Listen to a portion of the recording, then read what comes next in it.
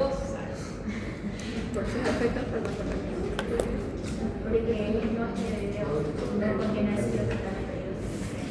Ya, me regalaron uno de estos.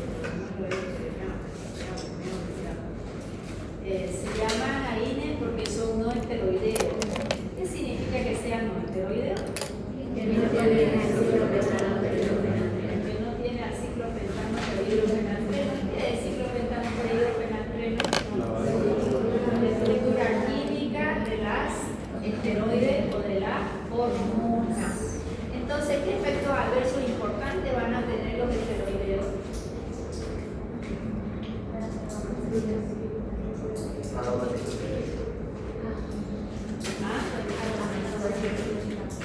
Mucho van a tener en la tiroides, en la hormona de crecimiento, en la testosterona, en los estrógenos y variables, bastante variables. Listo, entonces ya hemos visto una analgesia. Pregunta, la analgesia que nosotros vimos. Inicio.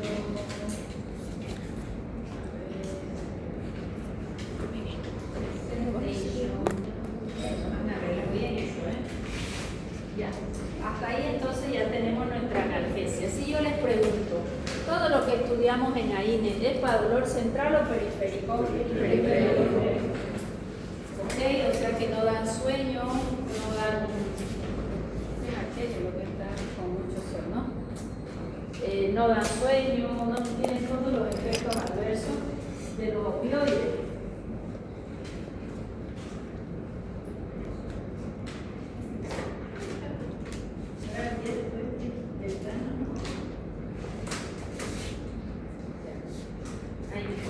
Bien, entonces, ahora vamos a ver cómo yo voy a manejar el dolor del paciente. Para nosotros manejar el dolor, hay una escala que es fantástica que se llama la escala o escalera analgésica de Long. No es más que una guía. ¿Qué dice la guía? Dice, siempre hay que ver si el dolor es visceral o no visceral, ¿verdad? Aquí estoy hablando de dolor no visceral primero. ¿Qué le doy al paciente si hay dolor? AINE. Si por algún motivo este está postoperado, le hemos dado un paracetamol, un ketorolaco, un ketoprofeno, siga los gritos de dolor. ¿Qué me toca hacer? Mantengo el AINE y lo voy a combinar ¿con quién? Con opioides débiles, es el tema nuestro de hoy. Himno analgésico y himno sueño analgésico van a hacer analgesia pero provocando sueño. Son los derivados de la morfina, llamados opioides o himno analgésico. Voy a mantener el AINE, ojo, y le aumento un opioide. ¿Pero qué dice aquí? Débiles. Entonces, ¿qué me está diciendo? Que a ellos yo los voy a clasificar según débiles, medio o de alta intensidad. O sea que a los himnos analgésicos nosotros los vamos a clasificar según su intensidad de acción. No va a ser lo mismo que yo de una codeína. La codeína además es antilusivo, es antidiarreico, va a tirar para arriba, es hipnótica y es analgésica. Tiene 4 efectos. No es lo mismo que yo le dé una codeína con un paracetamol o con un ketorolaco que darle el mismo ketorolaco con una morfina. ¿De acuerdo? O sea que este se llama más débil, pero muchas veces es suficiente. De acuerdo al tipo de dolor, nosotros vamos escalando. Si es un postoperatorio, ya salió del hospital el paciente, le dice paracetamol o ketorolaco, no me controla, doctor. Le aumentas una codeína.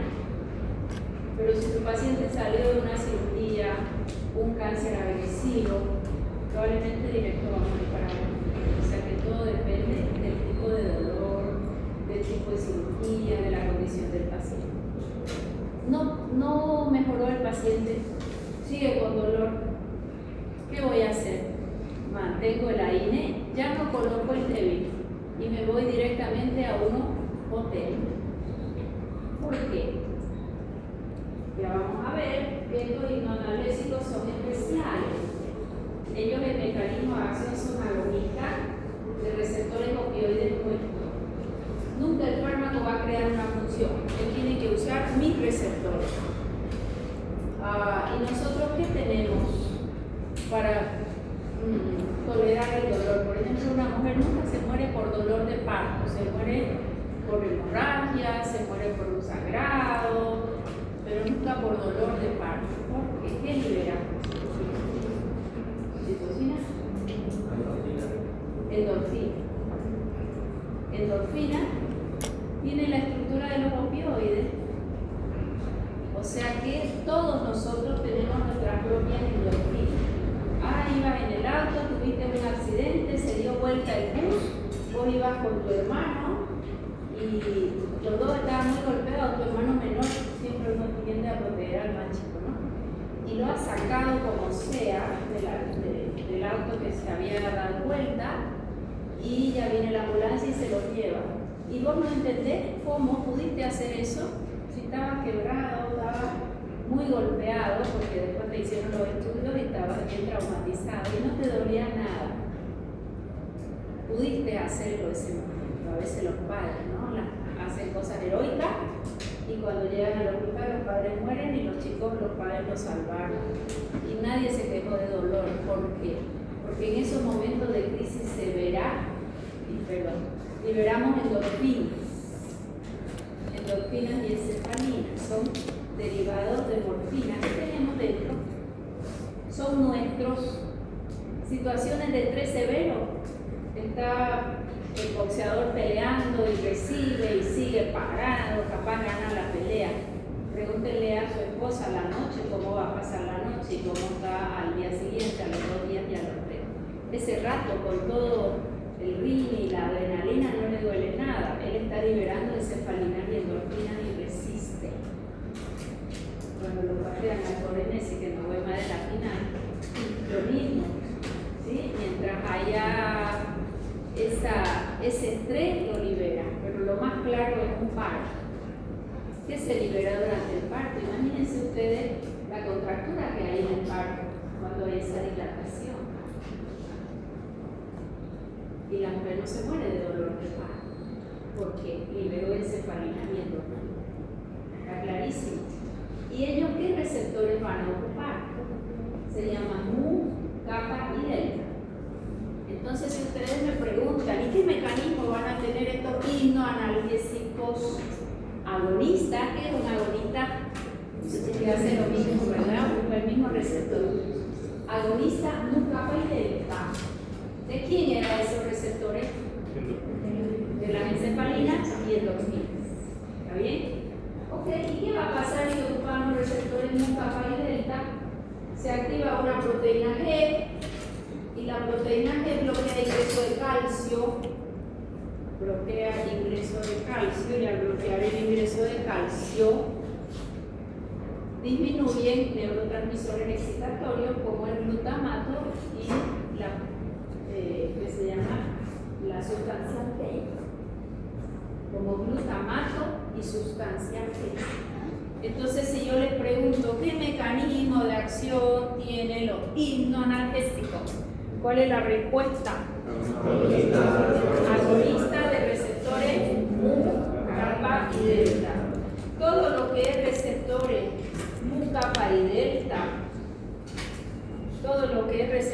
mu, kappa y delta,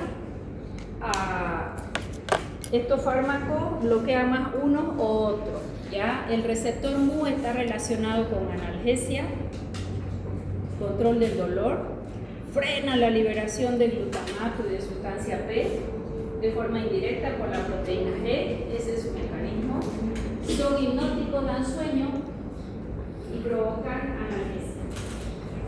Los kappa en algunos pacientes son responsables de la euforia o de la disforia.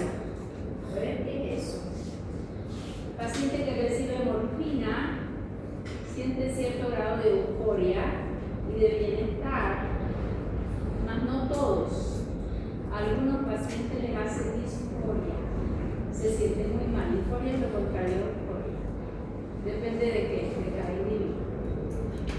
¿Quién es más susceptible después de quedar con una adicción a un hipnoanalgésico? ¿El que hace euforia o disforia? Ya está.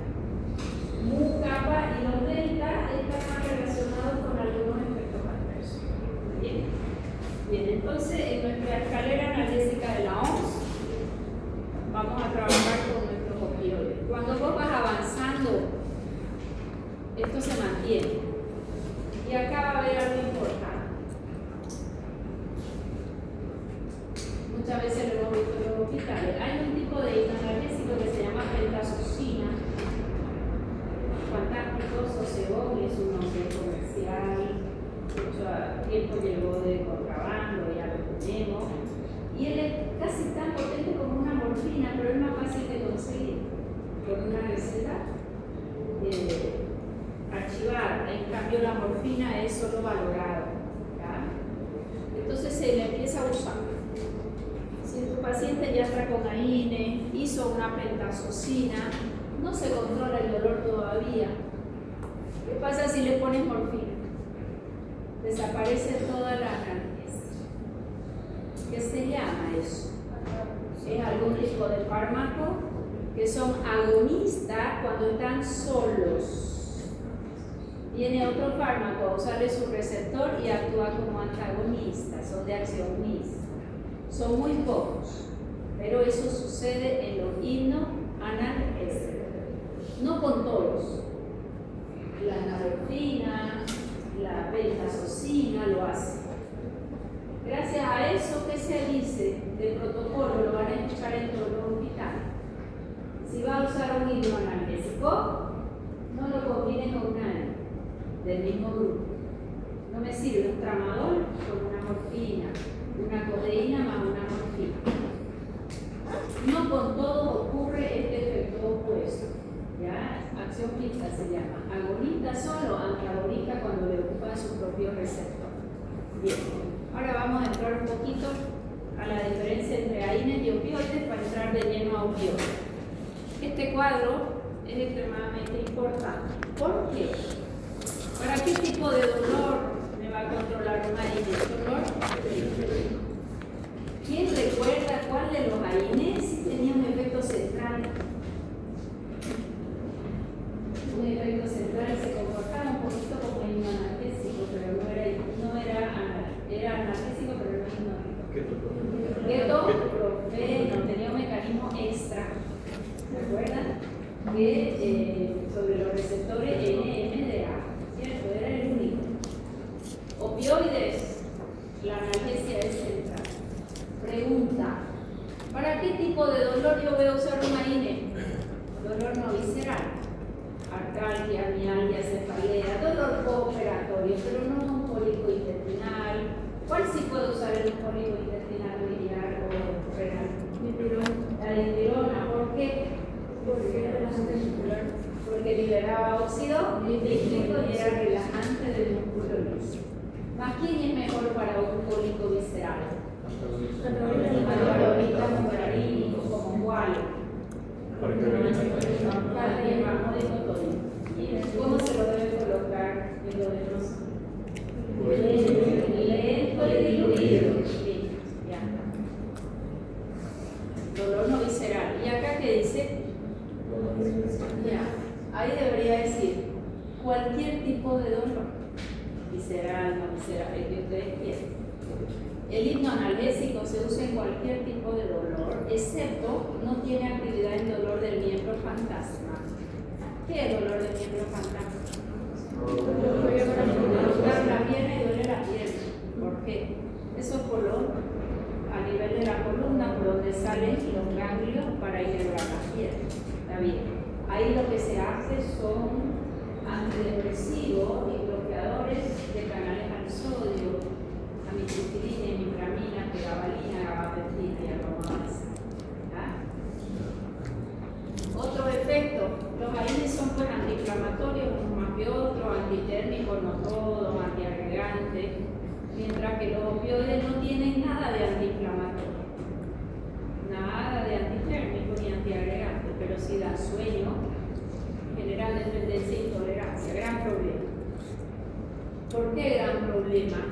La mayoría de los adictos a himno analgésico son del equipo médico o bioquímico o farmacéutico. ¿Por qué? Los anestesiólogos. El anestesiólogo en su botiquín tiene todo.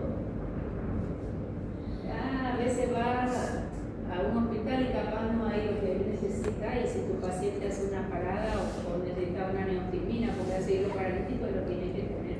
No va a esperar que la familia vaya y todo, ¿no ves? Todo tiene. Y él tiene receta valorada y lo puedes comprar, después te lo venderá. Pero él lo tiene. ¿No? Y las veces que han dado casos que por algún motivo tuvieron algún dolor, entonces agarran su botiquín y empiezan a administrar. Y de pronto te calma el dolor, pero te da una sensación hermosa. Me siento bien. Me siento bien. El tema de la adicción es como que yo leo mucho en adicciones. Son pacientes muy propensos a ese estímulo de dopamina que te hace un bienestar momentáneo. Más hay quien va a probar alguna vez y ya no quiso más. ¿Cuántas veces gente no ha probado droga y no más? Dice, no, ya quería saber, ya está. Más está el que probó y se enganchó y ya no la pudo soltar. Eso es por circuitos cerebrales de recompensa de dopamina. ¿Está bien?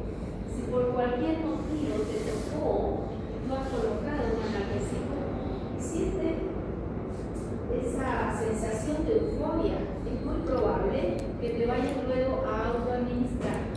¿Y por qué somos más susceptibles en lo de salud? Porque tenemos todo a mano.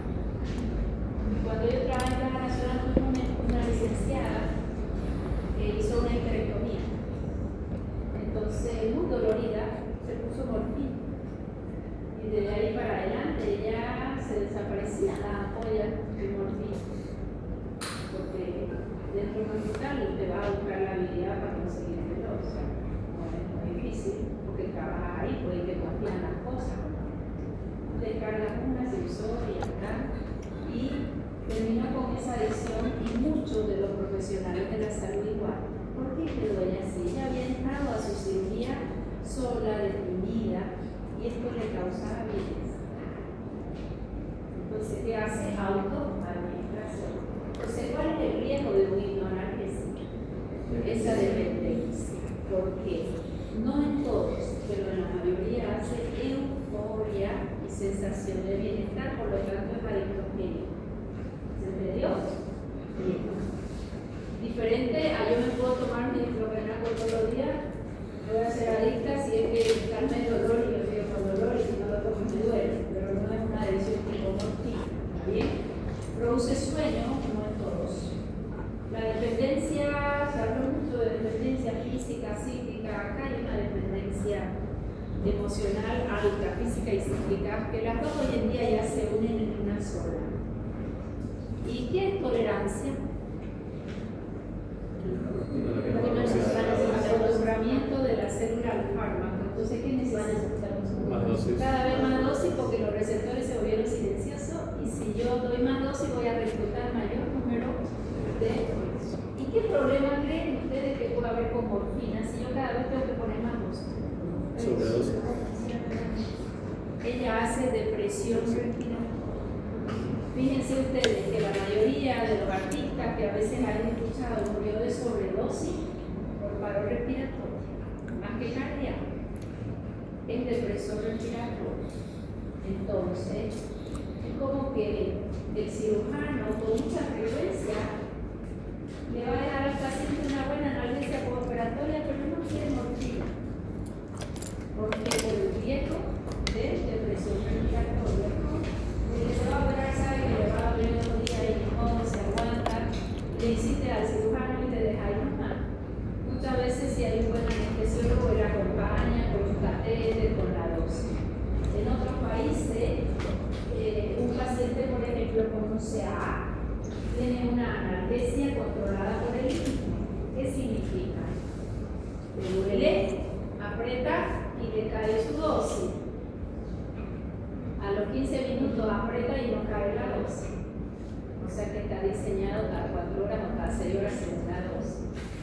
¿Verdad? Y ahí se lo va testando porque cada vez necesita más dosis para tener más analgesia. Esa es una indicación de oro para darle calidad a este paciente, que seguramente será un paciente terminal. ¿Se entendió? ¿Cuál es su principal problema? Depresión respiratoria. No es el único. Tolerancia cada vez más dosis. El otro día conversaba con alguien que tenía el hermano adicto y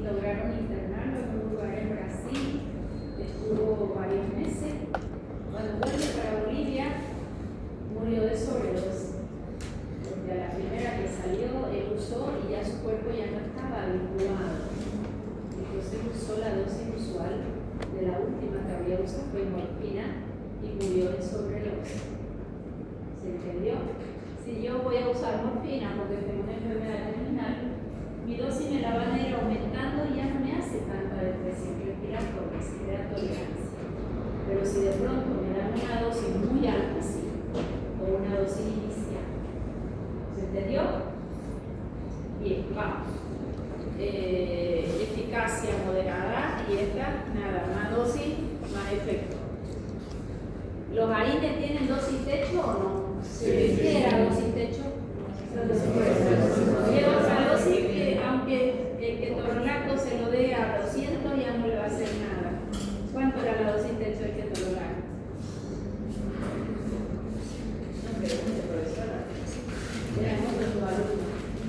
120 miligramos al joven y 90 miligramos de enfermedad. Más de eso, solo va a ser sangrado. Pero morfina, más dosis, más analgesia, más dosis, más analgesia, pero mayor depresión respiratoria también. Vamos con los opioides. El opio,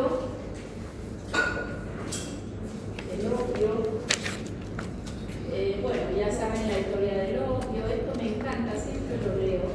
A ver quién lo lee. Es el opio, la flor de la pereza. ¿Qué te está diciendo? Porque esto, miren, ¿de cuántos años? Bueno, esto es de antes de Cristo. El papá es somnífero. La amapola, ubican la amapola, tiene su fruto. ¿Y cómo se saca de ahí la morfina? Se hace uno con una gilet, unas estrías a la madrugada, porque el sol la va a secar. A la madrugada, que está todo fresco, y va drenando esa goma. Y de ahí ya recién se va a hacer toda una serie de extracciones para tener una morfina pura. Pero esa goma te la puedes fumar sin ningún problema y va a tener todo el efecto. O sea que esto lo usaban ya los reyes en la antigüedad. Es la flor de la pereza. ¿Por qué? Porque yo me ponía a fumar opio y todos quedan tranquilos, adormilados, con sueño. Y no analgésico. Hasta que llega a ser solo existencia. ¿Qué te está diciendo? Que salgo de mi conciencia y quedo en un estado muy, ¿qué puedo decir? Fuera de conciencia. ¿Está bien? El humo de leche, ¿por qué dice el humo de leche? Porque ella queda como una leche cuando ha sido extraída del papel somnífero, es una masa blanca como un chicle que la vas a poner a una pipa y la fumaban. Y con eso controlaban dolores y controlaban cosas crónicas o la usaban por placer. El humo de la leche es muy lento, extendiendo el sabor del universo. ¿Por qué? Porque los colores se ven mejorados, porque todo se ve en armonía, replegado en la madriguera como un animal acosado, bajo el efecto de la dormidera y el peso de mis pestañas, porque el paciente termina durmiendo. Bien, de todos los remedios que se ha servido el Todopoderoso otorgar al hombre para aliviar su sufrimiento, ninguno es tan universal y tan eficaz como el opio. Para un dolor severo, opioide. Esa parte de la historia está buena. Bueno, ahora vamos a los fármacos. No lo vamos a estudiar todos, sí lo vamos a estudiar los que tenemos y los no usados. ¿Quiénes son menores? Los de una enfermedad alta. Codeína, esa hermosa codeína tiene 4 efectos farmacológicos. ¿Cuáles son? Antitusivo, antidiarreico, analgésico e hipnótico. Tramador muy usado, porque no es difícil conseguir tramador, el médico te hace una receta, voy y la compro. Y es derivado de morfina. Pero bueno, en Bolivia eso por ocurrir. Opioides mayores, ahí sí entra la morfina. Fentanilo, meperidina, hay varios derivados de morfina, la metadona, fentanilo, alfentanilo, sulfentanilo. Eso lo van a utilizar principalmente para hacer un coma inducido en los pacientes. Lo van a ver en anestesiología. ¿Ya? Yo voy a profundizar un poquito morfina, tramador, codeína, que es lo que vamos a usar como analgésico. ¿Qué significa acción mixta? Solitos agonistas, están acompañados de otro del mismo mecanismo pentazocina y buprenorfina, la nalorfina también. Pero la pentazocina sí la tenemos y la buprenorfina también. Doctora, y el fentanilo creo que igual se ocupa para ataques epilépticos o algo así. Fentanilo, a ver, es altamente depresor. Si vamos a tener un ataque de una convulsión antes de un diazepam, pero si ha sido muy severo y quiere mantener un coma inducido, ahí va a usar fentanilo. O el parche para un dolor severo en los manos. Altamente, que se llama adipogénico. Altamente. Imagínense un paciente terminal, le trae un parche que se va liberando en 7 días. Tiene las manos libres, no necesita estar con un endovenoso, porque ahora no puede tomar nada, le da bienestar y le quita el dolor. ¿Ya? Pero el fentanilo lo usamos muchísimo en el paciente igual para tener un coma inducido. Ideal. ¿Serán liposolubles o no liposolubles? Extremadamente, pues si tienen que llegar al sistema nervioso central. ¿Qué mecanismo de acción tiene? Agonista, bucaparecta, eso gracias a proteínas de que hace disminuye el ingreso del para disminuir los inflamatorios excitatorios como el glutamato y la sustancia. ¿Listo? Muy fuerte morfina, heroína no la usamos en clínica, esta es la más adicogénica de todos. Buprenorfina, naltrexona y acá más débiles la pentazocina que es mixta, la codeína, dihidrocodeína, dextrometorfano y tramadol. Glocidol es el dextrometorfano. Mucho tiempo lo dejamos de usar en Bolivia. ¿Saben por qué? Porque hubieron 2 accidentes en el hospital de niños que dejaron, ¿cómo se llamaba esta niña que quedó en estado vegetativo? Ahora me voy a acordar que mi mamá la sacaba a marchar todo el día. Y ella hizo una operación de amígdala. Y en el postoperatorio, para que no tenga dolor, pusieron dextropropoxifeno, glocidol. Pero nadie se quedó controlando a la paciente para ver su respiración. Hizo una apnea sostenida, daño cerebral. Generalmente, ¿quién va controlando el postoperatorio de los pacientes? No me acuerdo su nombre también. El interno. El interno, el que está en quirófano, lo ponen ahí a mirar a la paciente hasta que se despierta, hasta que la pasan a piso. ¿Qué hacen los internos? Están ahí mirando a la paciente sin hacer nada. La cantidad de errores prevenibles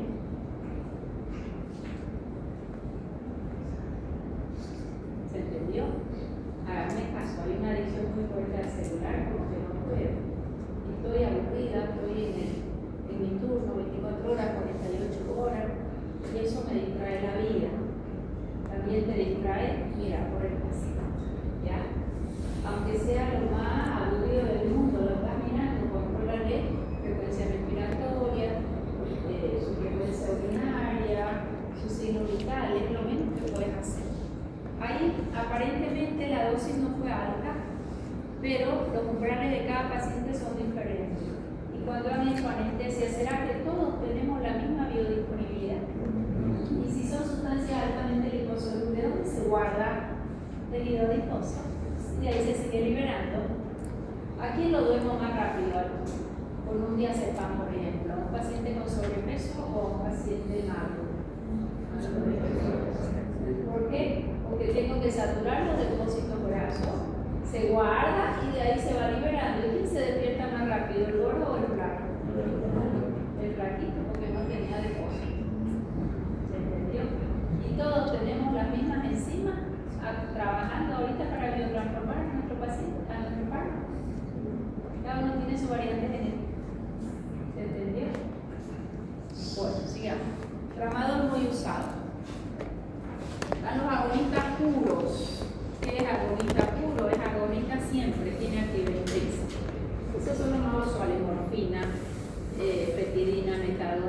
fentanilo, sulfentanilo, todos los derivados del fentanilo, cada vez hay más nuevos. Agonista, antagonista son los mixtos, ya lo vimos, nalorfina, pentazocina, nalbufina. Agonistas parciales son inferiores a los puros, casi no usamos. Y antagonistas puros, ¿para qué les sirve? Sobredosis. Antagonista, ya no agonista. El paciente se lo pilló en la calle con morfina, ya con una depresión respiratoria severa. ¿Qué vamos a usar? Naloxona o naltrexona. Son antagonistas opioides. O no está despertando el paciente, pusieron derivado de morfina y no está despertando, capaz la dosis fue muy alta. ¿Quién va a bloquear los receptores en un capa de esta? Naloxona y naltrexona. Pregunta esa. Paciente intoxicado en la calle con morfina, con severa depresión respiratoria, conducta. Antídoto. Intoxicación con paracetamol. Antídoto.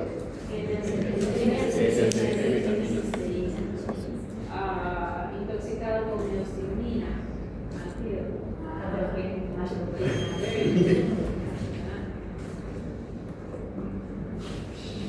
Ya. Agonista mucapadelta, todo lo que es mu y delta hacen una analgesia supramedular, depresión respiratoria marcada. La pupila, ¿cómo está la pupila con morfina? Punta de alfiler. La pupila en punta de alfiler.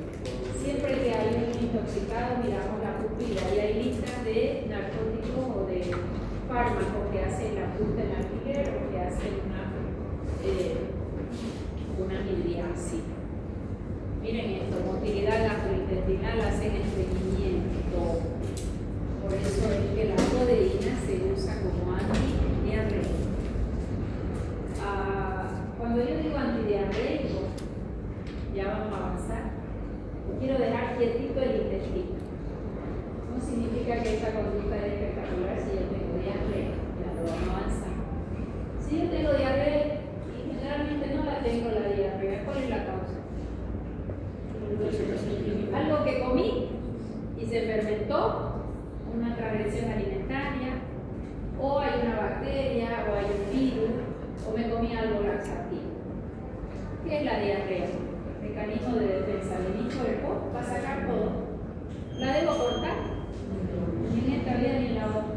Y si hay una infección que hay ahí, que es una shigellita o una salmonelita, que me voy a Cochabamba, en Cochabamba, salmonela y te comes en la calle los asaditos, te vimos con ustedes. Volviste con una diarrea galopante. Es infección. Sanguinolenta, entonces bueno, ya está. Te voy a dar una diarrea. ¿Qué va a pasar si dejo quieto el intestino?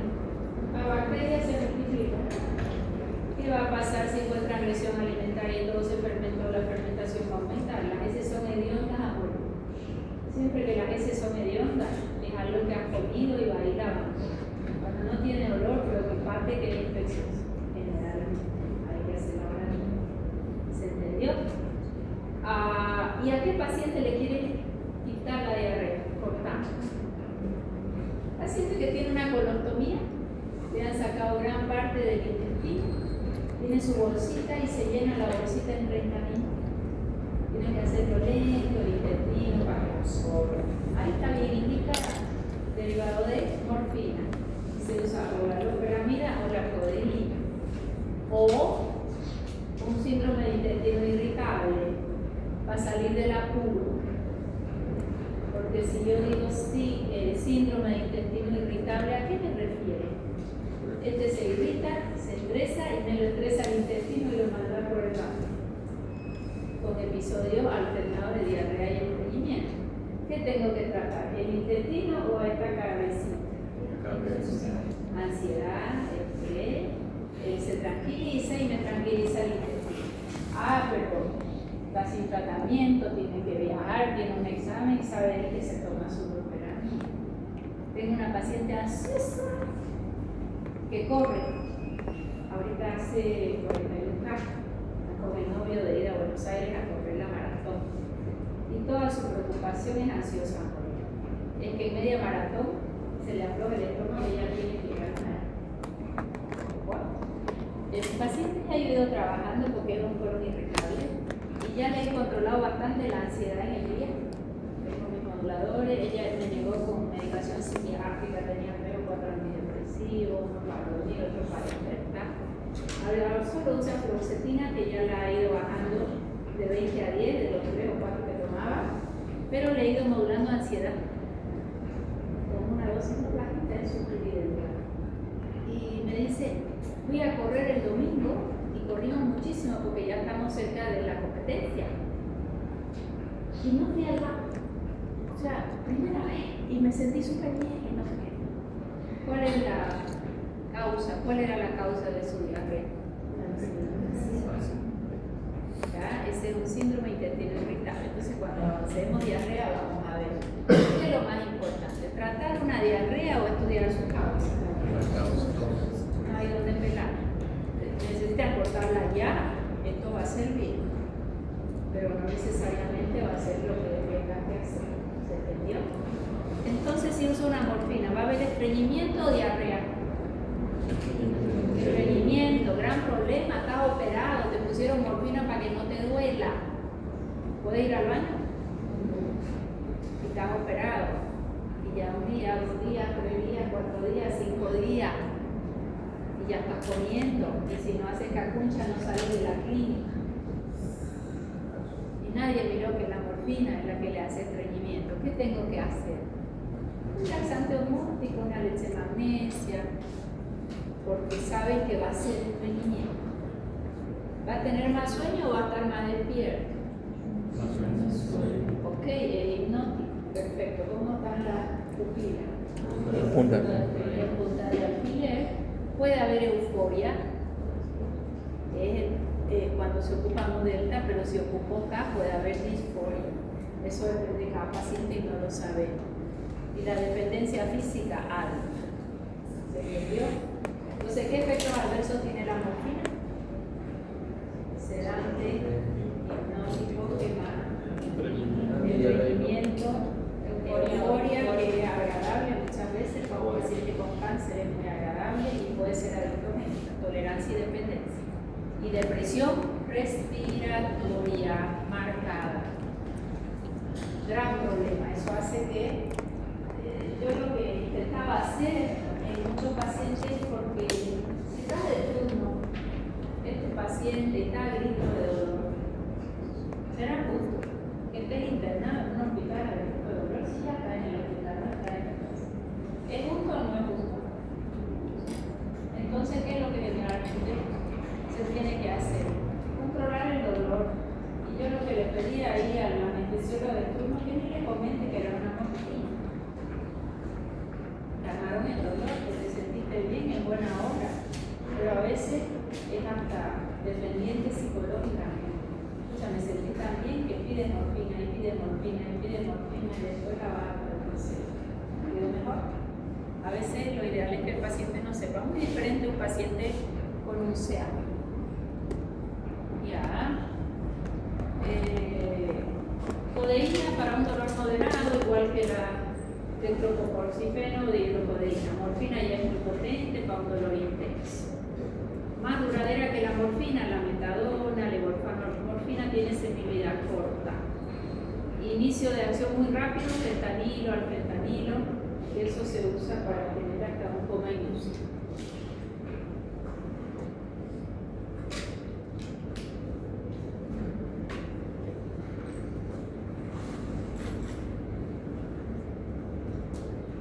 De aplicación clínica, los opioides mayores para un dolor de moderado intenso, dejando el AINE, ¿verdad? Dolor visceral, el dolor que quieras.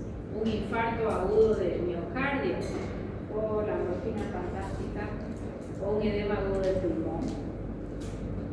Opioides débiles para anticonvulsivo, antidiarreico o un dolor muy leve. Entonces me tengo que ir por allá porque esto ya no me hace caso.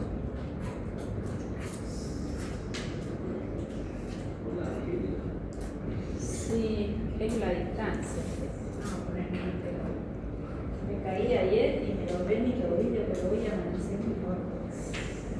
La casa de quién se llenó de agua ahí en las paredes y el piso. ¿Lo ves?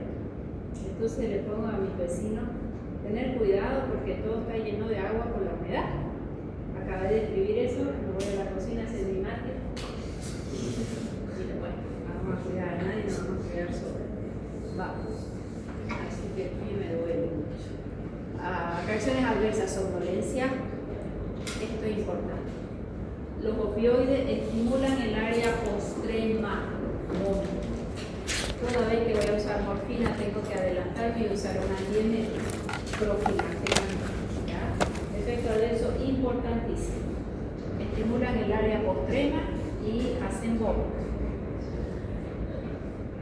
Depresión respiratoria sí, y reducen la sensibilidad al dióxido de carbono y el paciente va quedando dormido con depresión respiratoria, gran problema.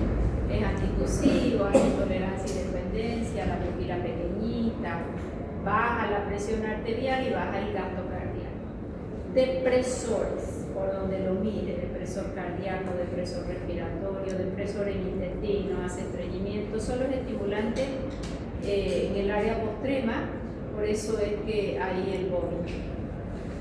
A nivel periférico, este es un efecto adverso importante.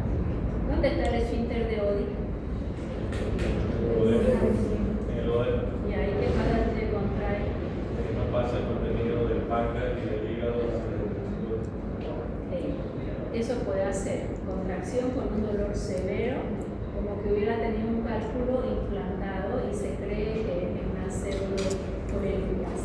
No, es una contracción muy dolorosa, ¿ya? El esfínter de una contracción muy dolorosa. Y si hay contracción, ¿qué le da? Un audímus ahí. Contracción del esfínter de Oddi de los ureteres. Y esto es interesantísimo. Ya van a ver ustedes que cuando estén en un postoperatorio de un paciente con morfina o están en quirófano, están operando y han puesto morfina, que te dicen no, un parto sin dolor y todo, y le ponen un poquito de morfina en la peridural. Está el paciente ahí crucificado, bien amarrado para que no. Y vos estás ahí de tirón porque eres interno todavía. Y te pones a conversar con el paciente, está medio sedadito. Lo único que te pide es que le rasque la nariz. Cuando tiene morfina, el que te pida que le rasque la nariz es porque le han puesto morfina. Porque libera histamina y acá se concentra y genera un picor de la nariz terrible. ¿Ya? Entonces no se sabe por qué, pero hay una liberación de histamina. Si el paciente es asmático, puede hacer un propuesta. ¿Ya? Así como disminuye el peristaltismo intestinal, también disminuye a nivel de la orina, deja quieta la vejiga y hay una retención urinaria. Y cuando te dejan cuidando a este paciente que han hecho morfina, tienes que ver la respiración, ver si elimina gases, que va a estar lento el intestino, que no te da un líquido paralítico. Y si no orinó, ¿qué va a ocurrir? Globo vesical. Ya había que meter eso. Ese es uno de los principales efectos adversos. A ver, imagínense esta paciente. Un parto sin dolor, pusieron morfinita, bien, ya está en su habitación, va a haber estreñimiento y le pregunta cada ratito si orinó, nada, orinó, nada, orinó, nada. Y va tocando hasta tocar el globo vesical, muy dolorido y hay que poner sonda. ¿Ya? Gran efecto adverso. Estreñimiento, retención urinaria, liberación de histamina. El picor al final te rascas y pasa, pero si haces un broncoespasmo por la liberación de histamina en asmático no es ideal, no es ideal. Además de la dependencia, la somnolencia y la tolerancia. Esto puede ser, pero es de baja casuística. ¿Qué dice acá? No tienen techo anal. ¿Qué significa? Madosis, analgesia, que tengo que tener precaución, la depresión respiratoria.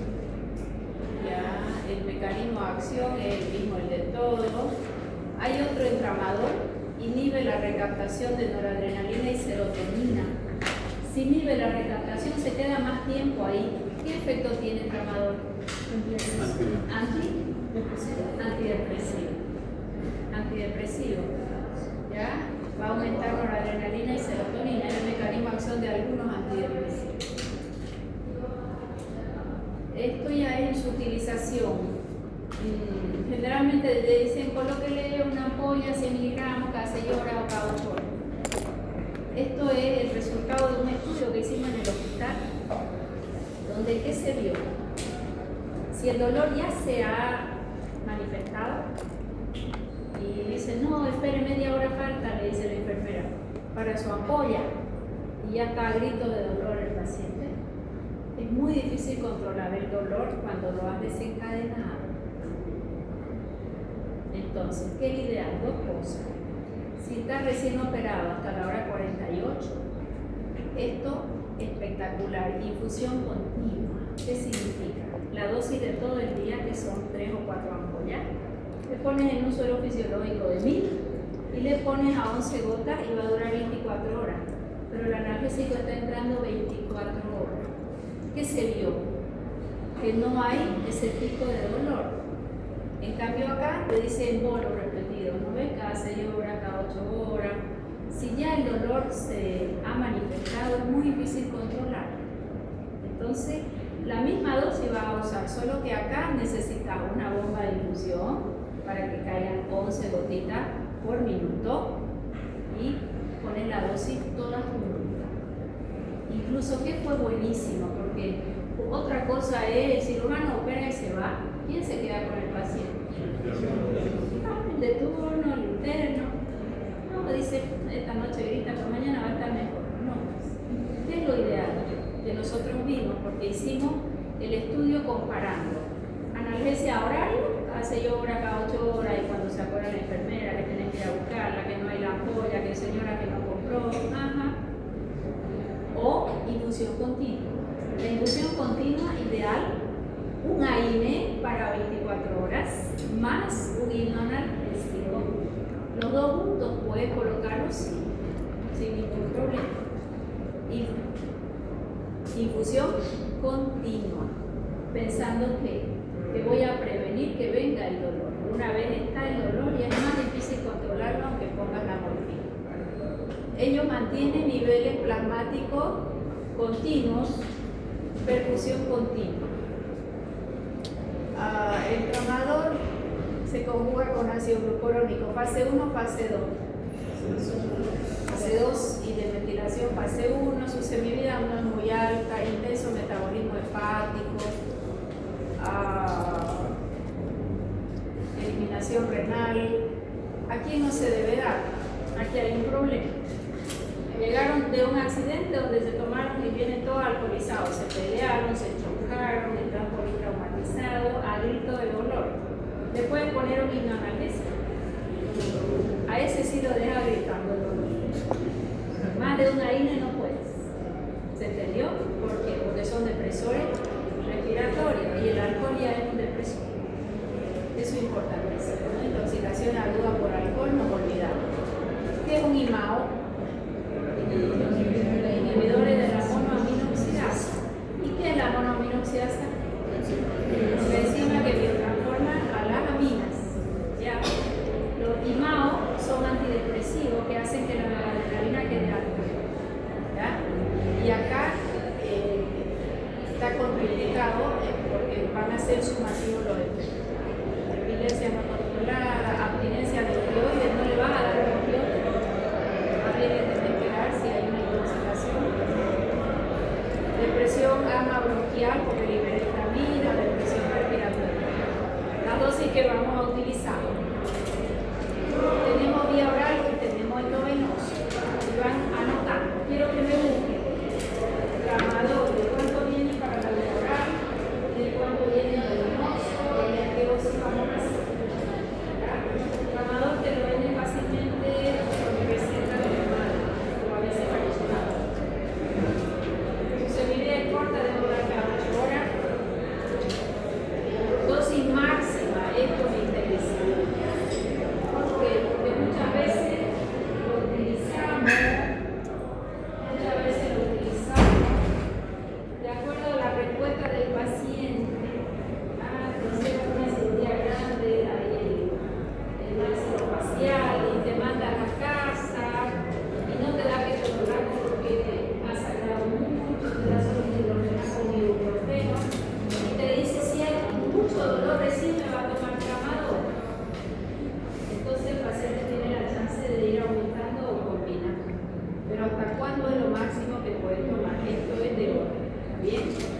endovenoso viene de 100 miligramos. ¿Cada cuántas horas? Fíjense. Se divida por si me dan a elegir, yo trabajaba mucho con los cirujanos porque operan muy bien, pero antibioticoterapia y analgesia me quedo calladita. Yo les ayudaba mucho, hicimos todos unos estudios ahí para ir demostrando, porque el paciente no tiene derecho a estar con dolores. ¿Qué le dicen al día siguiente? Claro, usted se va y no lo deja a gritos su paciente porque no tiene morfina, porque tiene un problema, porque puede hacer depresión respiratoria, porque puede hacer euforia. Mas siempre tiene que haber alternativas. Y el tramadol es una excelente alternativa. Le van a poner tramadol a su paciente. Díganme todos los efectos adversos prevenibles que ustedes deberían tomar en cuenta. Es un poco operado inmediato. Ok, ahí vamos a poner por lo menos un ondansetron. Vamos a prevenir vómitos. ¿Qué más? El tubo digestivo, ir trabajando algún laxante osmótico no irritante, no agresivo, porque va a venir el estreñimiento.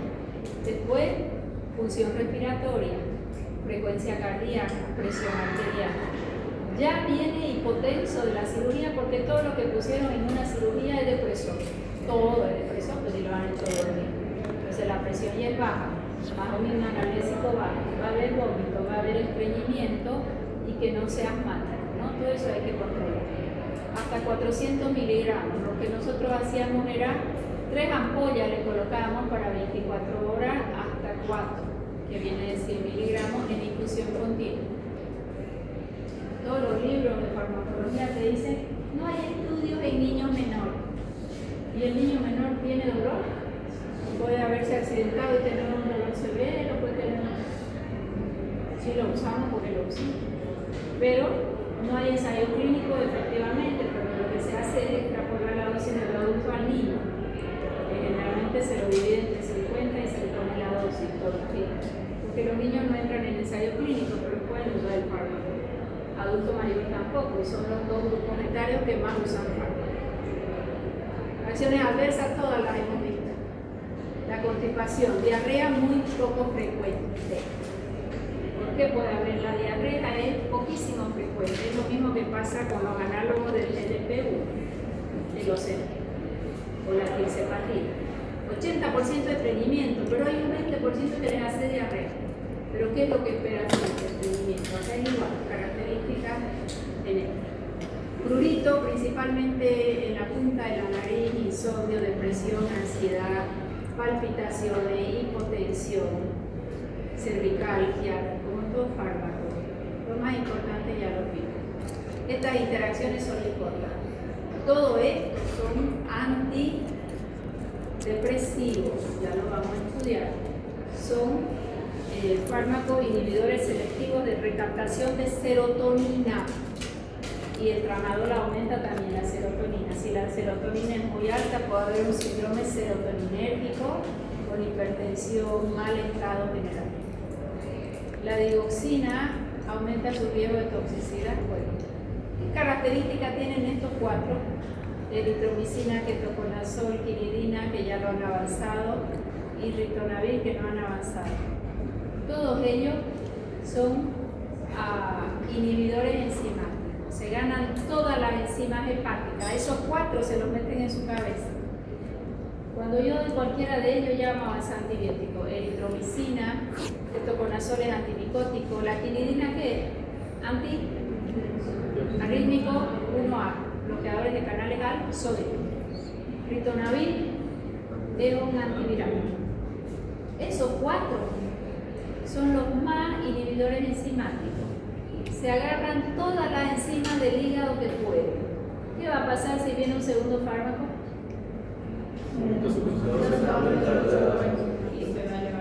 Aumenta concentraciones de cualquiera. Y en este caso, ¿qué problema tengo? Son depresores. A estos 4 hay que tenerle extremos cuidados, siempre. El alcohol, bueno, depresión terrible, carbamazepina, disminuye la acción analgésica probablemente por la acción sobre sustancia P. Riesgo de convulsiones y con warfarina, bueno, warfarina casi ya no usa. Precaución, aquí vamos a dejar. A ver, voy a pensar, él es depresor, él es un opioide. ¿En quién tengo que tener precaución? Si ya viene él por un coma por opioide, no es que, o alcoholizado. Traumatismo craneoencefálico porque lo puede deprimir. Estado de conciencia que no sabemos qué ocurrió. Ya viene con depresión respiratoria, medicamentos que inhiben al citocromo P450, fase 1, puede enmascarar síntomas, viene con mucho dolor y yo le pongo analgésico. Si no tengo el diagnóstico, ¿qué riesgo hay? Si era un abdomen agudo. No puedo usar un analgésico hasta no tener el diagnóstico. Disturbios emocionales porque aumenta serotonina, puede haber depresión, suicidio, la somnolencia terrible, principalmente con el alcohol. Hay algunas cápsulas, esas son bastante buenas, se divide hasta ahí. Bien. Hasta ahí tenemos tramador, comprimido y tramador ampollas. Tramador era leve, intermedio o de elevada efectividad. Leve. ¿Hermanito de quién? Los dos muchas veces ya vienen combinados en un comprimido, en una cápsula, un AINE más un tramador o un AINE más una codeína. Me va a servir para un dolor intenso, por ejemplo, en un postoperatorio. ¿Qué es lo que va a usar en un postoperatorio? De morfina para qué. ¿Entendió? ¿Mecanismo de acción?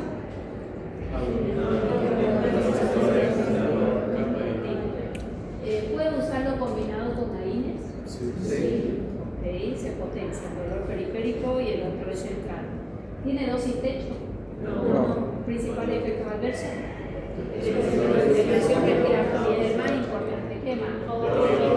Estreñimiento, liberación de histamina, retención urinaria, somnolencia, ojo con las interacciones cuando viene el paciente de la calle y no sabemos qué ha consumido. Bien. Vamos a terminar esto el día jueves. Para mañana su evaluación es oral. ¿Estamos claros? Corticoides voy a preguntar como el eje pedido al inicio. Les estoy avisando, así que se van a estudiar lo que no han estudiado en 2 semanas. Muy bien, les veo mañana cada uno.